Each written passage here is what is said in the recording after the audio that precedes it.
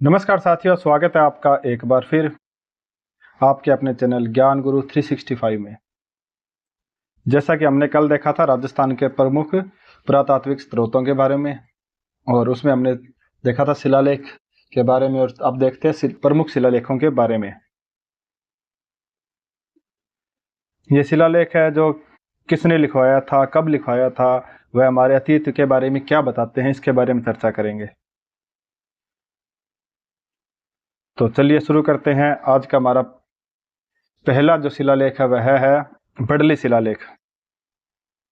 बडली शिलालेख है यह बडली गांव अजमेर से के भिलोत माता मंदिर से प्राप्त हुआ है। ये कहां से प्राप्त हुआ अपने को? बडली गांव अजमेर के भिलोत माता मंदिर से प्राप्त हुआ है। इसकी खोज 1912 ईस्वी में डॉक्टर GH ओझा यानी गौरीशंकर हीराचंद ओझा ने की थी। यह हमें खंडित अवस्था में प्राप्त हुआ है।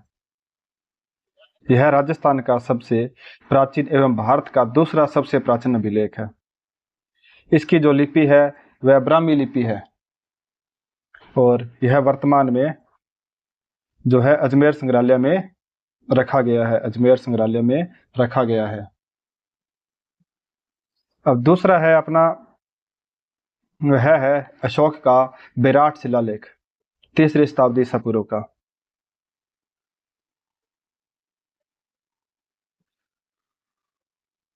तो यह कहां से मिला अपने को? यह मिला है विराट की पहाड़ी, जयपुर से मिला है। यहां से उपलब्ध पुरातात्विक साक्ष्यों से ज्ञात होता है कि विराट मौर्य साम्राज्य के अंतर्गत एक समृद्धशाली नगर और बौद्ध संस्कृति का प्रमुख केंद्र था। इसकी खोज किसने की थी? कैप्टन बर्ट ने 1837 ईस्वी में, और दूसरे कोरलाइल ने 1871-72 ईस्वी में की थी। विराट से प्रतापी मौर्य शासक अशोक के 2 शिलालेख प्राप्त हुए हैं। एक जो मिला है वह कहां से मिला है? वह मिला है अपने को हनुमान जी के मंदिर के पास बिज्जक की पहाड़ी पर, तथा दूसरा भीम की डूंगरी की तलहटी में पर्वतीय चट्टान पर उत्कीर्ण है। अब इसकी भाषा व लिपि के बारे में बात करें तो इसकी भाषा प्राकृत है, वह लिपि ब्राह्मी लिपि है।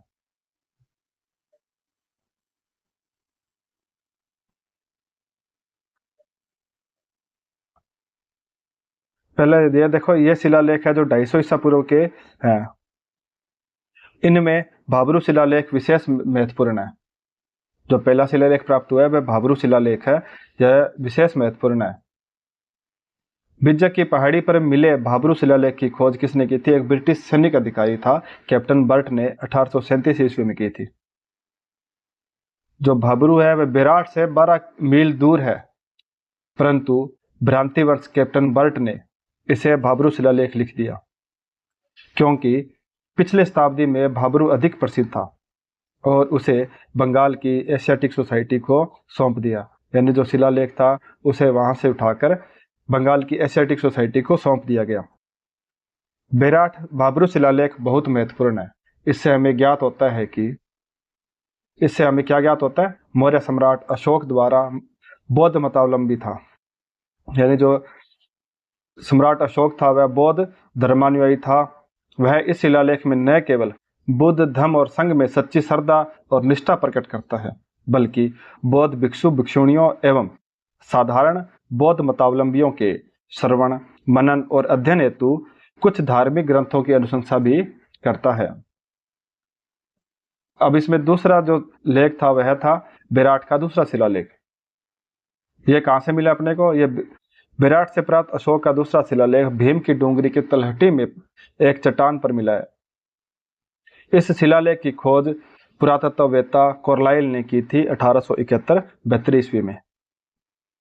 यह शिलालेख ब्राह्मी लिपि में है। इसकी लिपि कौन सी है? ब्राह्मी लिपि है। यह नया न होकर, यानी यह अभिलेख है जो नया न होकर अशोक के रूपनाथ और सहसाराम अभिलेखों की प्रतिलिपि है, यानी उसकी फोटोकॉपी है एक। यह जो शिलालेख है जो भीम की डूंगरी से प्राप्त हुआ है, विराट का दूसरा शिलालेख, यह काफी घिस चुका है, क्योंकि धूप, वर्षा व काल प्रभाव यानी समय के साथ ये काफी घिस चुका है, जिससे इसे पढ़ पाना अब संभव नहीं है।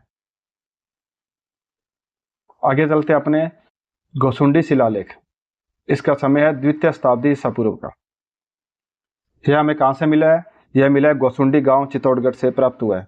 इसकी भाषा व लिपि कौन सी है? इसकी भाषा संस्कृत है और लिपि ब्राह्मी लिपि है। यह जो लेख है यह कई टुकड़ों में या शिलखंडों में टूटा हुआ मिला है, जिनके कुछ टुकड़े उपलब्ध हो चुके हैं और इन्हें वर्तमान में उदयपुर संग्रहालय में सुरक्षित रखा गया। गोसुंडी शिलालेख में क्या है? इसमें संकर्षण और वासुदेव के पूजाग्रहण के चारों ओर पत्थर की पूजाग्रह के चारों ओर पत्थर की चार दीवारी बनाने के बारे में। संकर्षण मतलब बलराम और वासुदेव कृष्ण के जो पूजाग्रह था उसके चारों ओर पत्थर की चार दीवारी बनाने के बारे में लिखा गया है। और गजवंश के सर्वतात जो शासक थे, सर्वतात के द्वारा अश्वमेध यज्ञ करने का उल्लेख दिया गया है इसमें। इस प्रकार इस लेख से हमें द्वितीय शताब्दी ईसा पूर्व में भागवत धर्म के प्रचार, संकीर्षण तथा वासुदेव की मान्यता और अश्वमेध यज्ञ के प्रचलन आदि का ज्ञान प्राप्त होता है। नेक्स्ट कौन सा है अपना? भ्रमर माता का लेख 490 ईस्वी का। यह कहां से मिला अपने को? छोटी सादड़ी प्रतापगढ़ में भ्रमर माता के मंदिर से प्राप्त हुआ है। इसकी भाषा कौन सी है? संस्कृत भाषा है, जो 17 पंक्तियों में एक पद्य में लिखा गया है, जो 5वीं शताब्दी की राजनीतिक स्थिति को समझने में बहुत सहायक है। इस लेख के रचयिता कौन है? मित्र सोम का पुत्र ब्रह्म सोम और लेखक पूर्वा था। इसको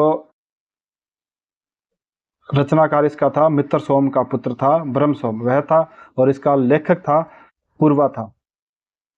यह एक तरह से प्रशस्ति है, यानी प्रशस्ति का मतलब होता है किसी शासक की उपलब्धियों की प्रशंसात्मक वर्णन करना के रूप में लिखा गया है। जो भ्रमर माता का जो लेख है इससे हमें गौर वंश व ओलिंकर वंश की जानकारी प्राप्त होती है। आगे चलते हैं। बसंतगढ़ का लेख 625 ईस्वी। बसंतगढ़ का जो लेख है वह कहां से मिला है? बसंतगढ़ सिरोही से प्राप्त हुआ है। यह लेख वरमलात नामक शासक के समय का है। यह लेख है जो वरमलात शासक के समय का है। इस लेख से हमें सामंत प्रथा के बारे में जानकारी मिलती है, आरंभिक सामंत व्यवस्था के बारे में जानकारी मिलती है।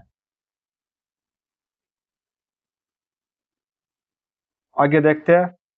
सामोली का शिलालेख 646 ईस्वी।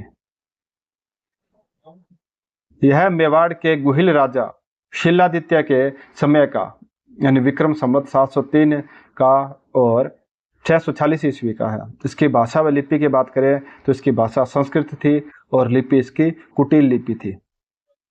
मेवाड़ के गुहिल वंश के समय को सुनिश्चित करने तथा उस समय की आर्थिक तथा साहित्यिक स्थिति को जानने के लिए यह लेख उपयोगी है। अब इसी लेख से जावर के निकट अरण्यगिरी में तांबे व जस्ते की खानों का काम भी इसी युग में आरंभ हुआ था। नेक्स्ट जो है इसके जो अन्य शिलालेख है उसके बारे में चर्चा हम करेंगे कल एक नई क्लास के साथ। तब तक के लिए धन्यवाद। अगर आपको वीडियो पसंद आता है तो वीडियो को लाइक करें, यूट्यूब चैनल को सब्सक्राइब करें और अपने दोस्तों के साथ शेयर जरूर करें और कमेंट करके जरूर बताएं कि आपको ये वीडियो कैसा लगा। तो पढ़ते रहिए, सीखते रहिए। मिलते हैं अगले वीडियो में। जय हिंद, जय भारत।